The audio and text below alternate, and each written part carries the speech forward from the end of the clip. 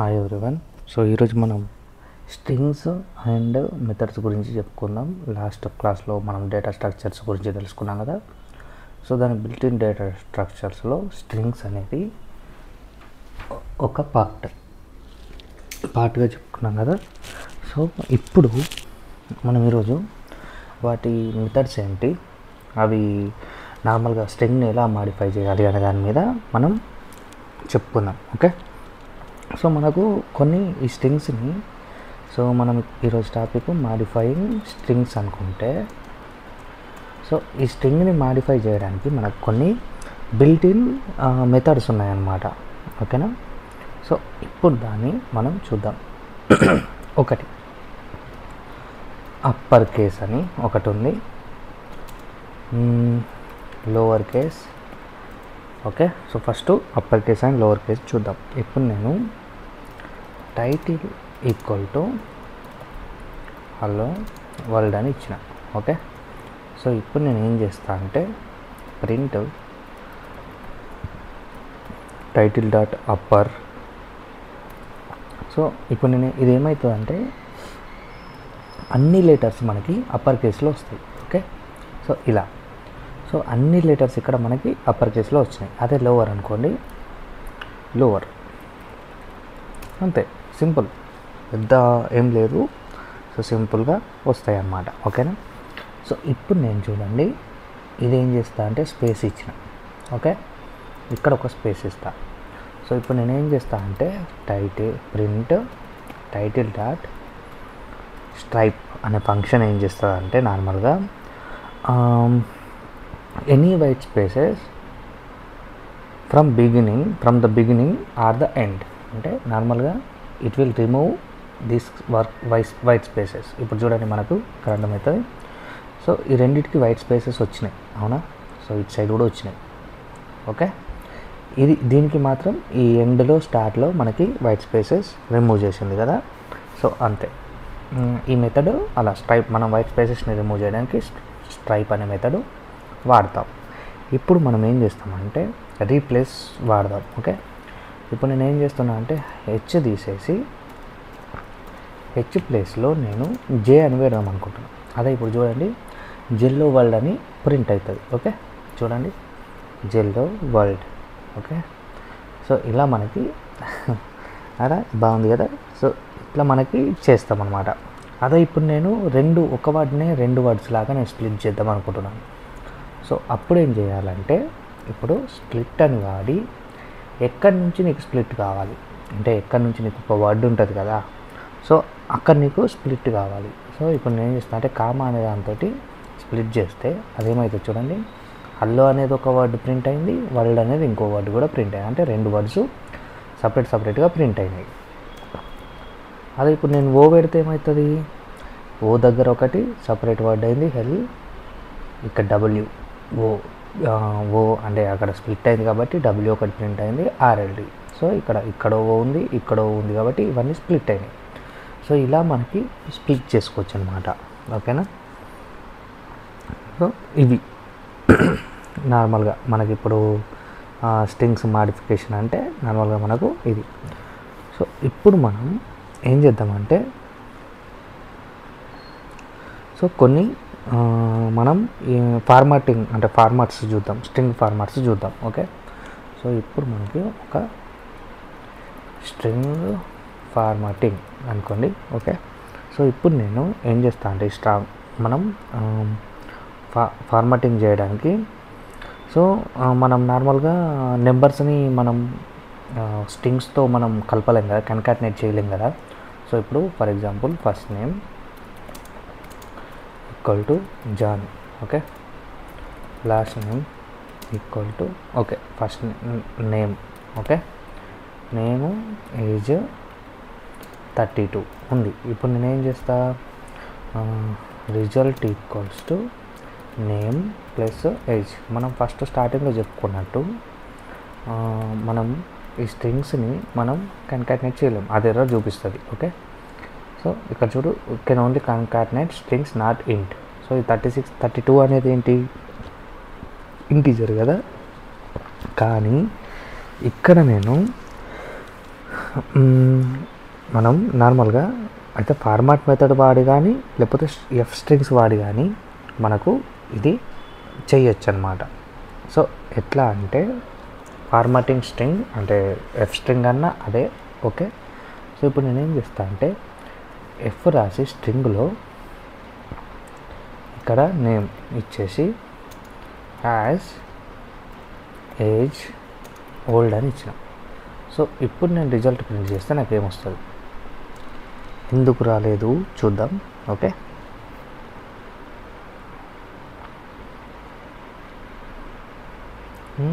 Age. Okay, so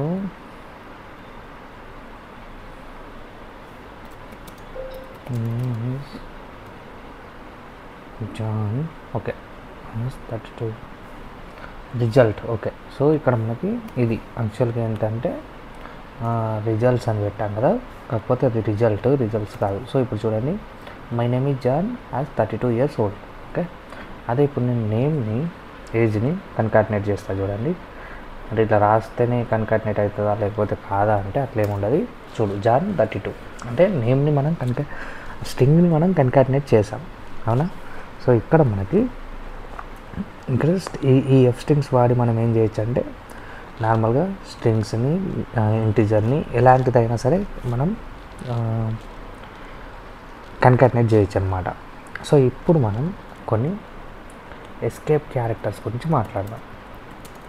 escape character అంటే ఏంటంటే ఇప్పుడు మనం నేమ్ లేదంటే ఏదన్నా, సో టైటిల్ వచ్చేసి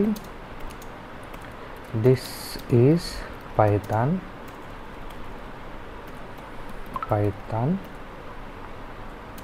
కోర్స్,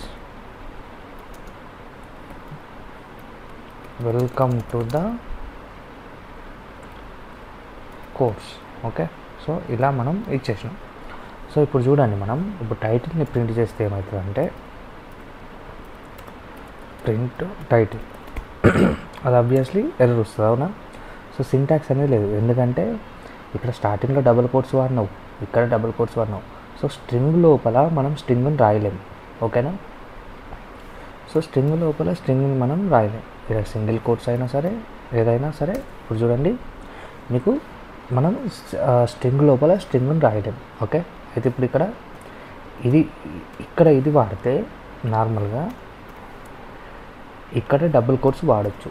ఓకే, ఇక్కడ డబుల్ కోట్స్ వాడచ్చు, ఓకే, అది వస్తుంది, ఓకేనా.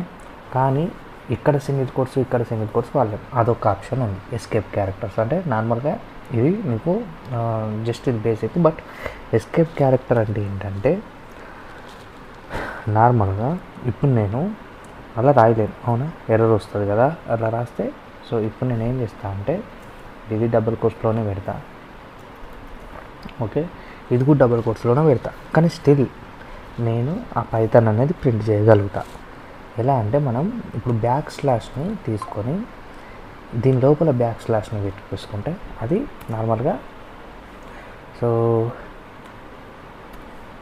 ఇది తీసేద్దాం, ఇదే ప్రింట్ అయింది. ఓకే, సో అది నార్మల్గా ఏమవుతుందంటే ఆటోమేటిక్గా అది తీసుకుంటుంది అనమాట, ఓకేనా. సో ఇప్పుడు ఈ క్యారెక్టర్స్ని ఎస్కేప్ క్యారెక్టర్స్ అంటారు. సో ఇది స్టార్ట్ చేసిన తర్వాత కొటేషన్ మార్క్తో కన్సిడర్ అయ్యి ఇది ఎండ్ చేసిన తర్వాత కొటేషన్ మార్క్ ఎక్కడైతే ఎండ్ అవుతుందో అక్కడి వరకు ఎస్కేప్ క్యారెక్టర్స్ అనేవి యూజ్ అవుతాయి అన్నమాట. ఇప్పుడు మనం /n కూడా తీసుకోవచ్చు. సో ఇదేంటంటే న్యూ లైన్లో ఇస్తుంది మనకి. సో ఇక్కడ చూడు, దిస్ ఈజ్ పైథాన్ కోర్స్ అని ఒక లైన్లో ఇచ్చింది. సో ఇది /n అంటే న్యూ లైన్ అని అర్థం. సో న్యూ లైన్లోకి వెళ్ళి ఇంకొకటి ప్రింట్ చేసింది, అవునా. సో అట్లా మనకి ఇప్పుడు నేను బ్యాక్ స్పేస్ ఇచ్చాను అనుకోండి, ఈ కోర్సులో ఈ అనేది మనకి ప్రింట్ కాదు. ఓకే, చూడండి, కోర్స్ అంటే ఇప్పుడు ఇది ఏమైందంటే తీసేసింది. ఈ కోర్సు దగ్గర నేను బ్యాక్ స్పేస్ చేసా, ఇప్పుడు బ్యాక్ స్పేస్ చేస్తే ఏమొస్తుంది అట్లా అనమాట, ఓకేనా. సో అలా ఇది వర్క్ అవుతుంది. ఓకే, సో నెక్స్ట్ మనం స్ట్రింగ్స్ ఇప్పుడు కొంచెం మనం మెథడ్స్ అనే కొన్ని మెథడ్స్ చూద్దాం. Okay, string methods. ఓకే, ఇక్కడ మనం ఏం చేద్దామంటే క్యాపిటల్ ఐ చూద్దాం ఫస్ట్. ఓకే, టైటిల్ వచ్చేసి మనం హలో వరల్డ్ అని ఇద్దాం. Okay, so print title dot capitalise అని ఇచ్చేస్తే అదేం ప్రింట్ అవుతుందో చూద్దాం. ఓకే, సో ఇప్పుడు చూసారా అదేం చేస్తుంది అంటే నార్మల్గా ఈ ఫస్ట్ లెటర్ ఏదైతే ఉందో అది క్యాపిటల్ చేస్తుంది. ఓకే, సో ఇప్పుడు చూడండి నేను స్మాల్ పెడుతున్నా కదా, అయినా సరే అది క్యాపిటల్ చేస్తుంది. సో ఈ క్యాపిటలైజ్ అనేది నార్మల్గా first character will be the upper case, rest are all are lower case అనమాట. ఓకేనా, సో అలా మనకి ఇది వర్క్ అవుతుంది. సో ఇందాక మనం లోవర్ చూసాం కదా, ఇందాక లోవర్ కేస్ అంటే ఇక్కడ మనం కేస్ ఫోల్డ్ ఇచ్చినా సరే కేస్ ఫోల్డ్ అని, సో అది కూడా నార్మల్గా అన్ని స్మాల్ లెటర్స్లో తీసుకుంటుంది. ఓకే, సో ఇక్కడ ఇచ్చినా సరే అది స్మాల్ లెటర్లోనే తీసుకుంటుంది. ఏ క్యాపిటల్ అయినా ఇది కంప్లీట్ స్మాల్ అనమాట, complete small case. Okay, so same మనం డాట్ లోవర్ ఎలా వాడతామో ఎగ్జాక్ట్గా అలానే వర్క్ అవుతుంది అది. ఓకేనా, సో నెక్స్ట్ సెంటర్. ఈ సెంటర్ ఏం చేస్తారంటే నార్మల్గా సెంటర్ అని ఇచ్చేసి నీకు ఎంత సెంటర్లో కావాలి చూసారా. ఇప్పుడు 40 ఇచ్చాం కదా, ఇక్కడ నుంచి ఇక్కడ వరకు 40 ఉంటుంది, ఇక్కడ నుంచి ఇక్కడ వరకు 40 ఉండి మొత్తం సెంటర్లో హెల్లో వరల్డ్ అని వస్తుంది. ఇప్పుడు నేను 100 పెట్టాను అనుకోండి, ఎగ్జాక్ట్గా ఈ స్క్రీన్ సెంటర్లో వస్తుంది. ఓకే, దీనికి సెంటర్ అంటే నార్మల్గా అది ఫుల్ అంటే అది ఎక్కడి నుంచి తీసుకుంది అంటే ఇక్కడ వరకు తీసుకుంది కదా, సో అందుకనే అది స్క్రోలర్ వచ్చింది. యాక్చువల్గా ఇది లేకపోతే అది కరెక్ట్గా సెంటర్లో ఉంటుంది. ఓకే, సో అది ఈ ఫుల్ స్క్రీన్కి తీసుకుంది ఇక్కడ వరకు. సో ఇక్కడ వరకు మనకి ఇది ఉంది కాబట్టి అది అలా స్క్రోల్లో వచ్చింది. So don't worry. Okay, so ఇలా మనం సెంటర్లో కూడా పెట్టుకోవచ్చు. అదే కౌంట్ మనం చెప్తే ఇప్పుడు కౌంట్ వాడాలంటే కౌంట్, ఇక్కడ మనం ఏదైనా ఒక లెటర్ ఇద్దాం వరల్డ్ అంటే ఇప్పుడు ఇదేం ప్రింట్ అవుతుందో చూడండి. ఓకే, సో అది 1 అని ఎందుకు వచ్చిందంటే ఈ వరల్డ్ అనేది ఒకటేసారి ఉంది, మనకి రిపీట్లో లేదు. ఇప్పుడు ఈజ్ 2 బై అని ఇచ్చాను అనుకోండి. ఇప్పుడు నేను ఈజ్ అనేది ఎన్నిసార్లు వచ్చింది మనకి 2 టైమ్స్ వచ్చింది, 1 2. అదే 2 అనేది ఎన్నిసార్లు వచ్చింది 1 టైం వచ్చింది. అండ్ బై అనేది ఎన్నిసార్లు వచ్చింది అంటే ఎన్నిసార్లు అది వచ్చింది, ఒక వర్డ్ అనేది ఎన్నిసార్లు వచ్చింది అనేది మనం కౌంట్ చేసుకోవడానికి యూజ్ అవుతుంది అది. ఓకే, అర్థమైందని అనుకుంటున్నా. అండ్ ఇంకొకటి ఏంటంటే మనం ఇక్కడ సో ఇక్కడ నేను ఏం చేస్తా అంటే ఒక ప్రైజ్ ఈజ్ 50,000. సో ఇక్కడ నేను ఏం చేస్తా అంటే ఈజ్ డిజిట్ అని చెప్పి ఇస్తా. సో ఇదేం చేస్తుంది అంటే ఈజ్ డిజిట్ అనేది అది నార్మల్గా సో మీకు ఇలా వచ్చింది కదా. సో ఇది నార్మల్గా ఏంటంటే built in method is digit of string object, ఇది ఇలా వచ్చింది కదా. సో దీన్ని మనకి ప్రింట్ ఈజ్ డిజిట్. ఓకే, ఇక్కడ మనం ఫంక్షన్ మర్చిపోయినాం ఇవ్వడం. ఇప్పుడు చూడండి ఫాల్స్, ఎందుకంటే అది డిజిట్ నార్మల్గా అది ఎట్లా అంటే in the text all the characters are in the digit are not అని చెప్పి చెప్తుంది అనమాట. ఇందులో ఉన్న అన్ని డిజిట్స్ అయినా కాదు కదా, సో ఓన్లీ ఇది ఒక్కటి మాత్రం డిజిట్. అదే ఇప్పుడు నేను ఒక్కటే పెట్టినా అంటే అది ట్రూ రిటర్న్ చేస్తుంది అనమాట. ఓకేనా, so is digit, is decimal కూడా ఉంటుంది. సో ఇదొకటి, ఇది నార్మల్గా ఈజ్ డెసిమల్ కూడా మనకి ఇది, ఎందుకంటే ఇప్పుడు మనం దిస్ ఈజ్ స్ట్రింగ్. సో ఇప్పుడు అదేంటిది అన్ని క్యారెక్టర్స్ మనకి డెసిమల్లో లేవు కాబట్టి మనకి అలా ఇచ్చింది కదా. సో ఇప్పుడు నేను ఏం చేస్తా అంటే ఇప్పుడు మనం ఇది ఇలా ఇచ్చినా సరే అది .00 లాగానే తీసుకుంటుంది. సో ఇప్పుడు మనం ఈ డాట్ అనేది మనకి ఒక క్యారెక్టరే కాబట్టి అది ఫాల్స్ ఇస్తుంది. ఓకే, అంటే ఇది మనం 50,000 ఇచ్చినా సరే అలా తీసుకుంటుంది అనమాట. సో అది డెసిమల్లో ఉన్నట్టే యాక్చువల్గా అయితే. ఓకే, సో అది అలా వర్క్ అవుతుంది. ఓకే, అండ్ ఇక్కడ ఏంటంటే this is lower text, so is lower అని ఉంటుంది. ఓకే, సో ఇప్పుడు ఇది లోవర్లోనే ఉంది, అంత లోవర్లో ఉందా లేదా చూస్తుంది. ఇదే ఇప్పుడు చూడండి ఫాల్స్. సో ఇలా మనకి ఇవి వర్క్ అవుతాయి అన్నమాట. ఓకే, సో ఇవి మెథడ్స్. నార్మల్గా స్ట్రింగ్ మెథడ్స్. ఎవరైనా సబ్స్క్రైబ్ చేసుకున్నారంటే సబ్స్క్రైబ్ చేసుకోండి, ఎందుకంటే మనకి ఇప్పుడు అప్కమింగ్లో ఇవి చాలా చాలా ఇంపార్టెంట్ టాపిక్స్. ప్రతి ఇంటర్వ్యూలో కూడా మిమ్మల్ని అడుగుతారు, రియల్ టైం ప్రోగ్రామింగ్స్ కూడా మనం చేద్దాం. ఓకే, సో ఇది మనకి స్ట్రింగ్. ఇంకెవరైనా ఓకే, ఇంకేమన్నా లిస్ట్ మెథడ్స్ అవన్నీ నెక్స్ట్ క్లాస్లో మనం చెప్పుకుందాం. ఓకే.